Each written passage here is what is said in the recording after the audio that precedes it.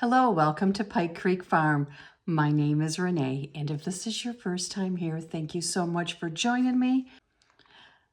I like to do videos on canning and baking and vintage recipes. And for the month of May, I'm trying to feature some recipes that are 90s butter mom recipes that I used for my family, that I received from family, ideas and just what I used to make, my kids' favorites. And today I just wanted to share where I'm getting these recipes and how we used to do it back then, before there was Pinterest and, you just Google things now. The first thing is, this is my grandma's recipe box, and this has all her recipes in it. When I got married, I was gifted a recipe box, and it used to be full of all these, and it exploded. So these are all the recipes that I have that were in that box, and I have saved them. And some were ones my mom wrote. Look at that. Do you think it's been well used? This is Yorkshire pudding recipe from my mom that she used for years and years and years, that she learned from her aunt because she couldn't perfect them on her own. And my dad just called for this recipe because he wants to try making them for a friend who has never had them. Here's the ham roll recipe. You have the ham with Swiss cheese and butter and poppy seeds.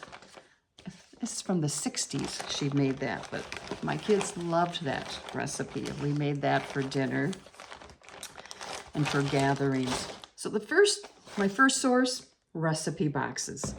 And then handwritten recipes.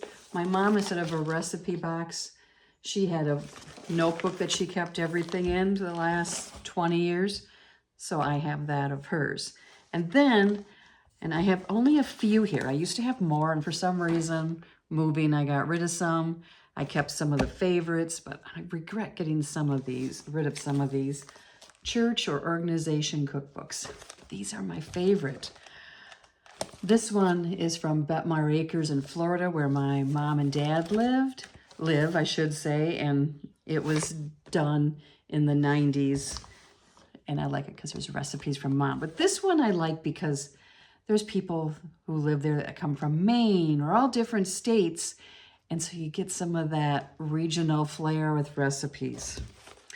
This is one that we actually did in the 80s. My husband and I were youth group leaders, and we did a cookbook as a fundraiser, and the women's ministries helped us. This is from the Bad Axe Free Methodist, and we sold the ads to go in it, and this has some great recipes. In fact, I got it out because one I'm making tonight that I'm going to film is chicken spaghetti, and it was from the pastor's wife, and it's in here, her version of it. And then here's another local church one. And this one has a lot of German stuff. I used to have one from Ubley. I got it as a shower present, and it was thick, an Ubley Catholic Church. And I got rid of that one. I regret that. But this one has some really good recipes. It has the sour cream cookie recipe in it that I like.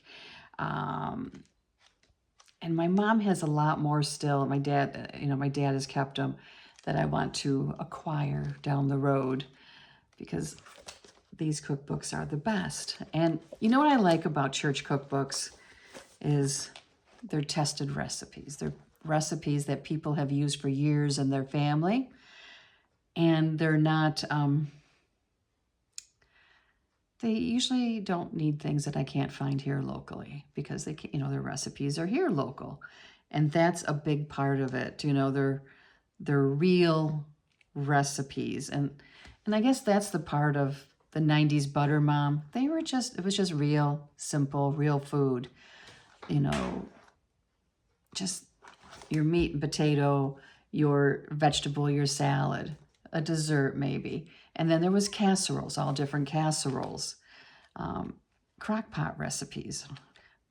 Those were always real popular for me because I was a working mom. I worked full time, and I could use a crock pot and come home and have a meal that was ready when everyone wanted to eat. So some of my recipes I'm using will be from these cookbooks. And when I go visiting or if I go on a trip, I always like to check flea markets or stores, you know, resale shops for these kind of books. I didn't bring them all out. I have one that's from Copper Harbor in the UP of Michigan, as far north as you can get in the Upper Peninsula, and that has some Finnish recipes in it. I just love trying these recipes that are part of our culture and where we live. And so, do you use church cookbooks? Do you have a favorite one?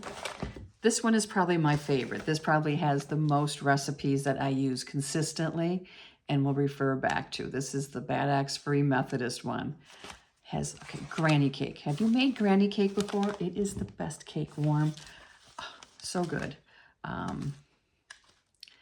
There's just so many things in here. Make ahead mashed potatoes. I have used that recipe for so many Thanksgivings.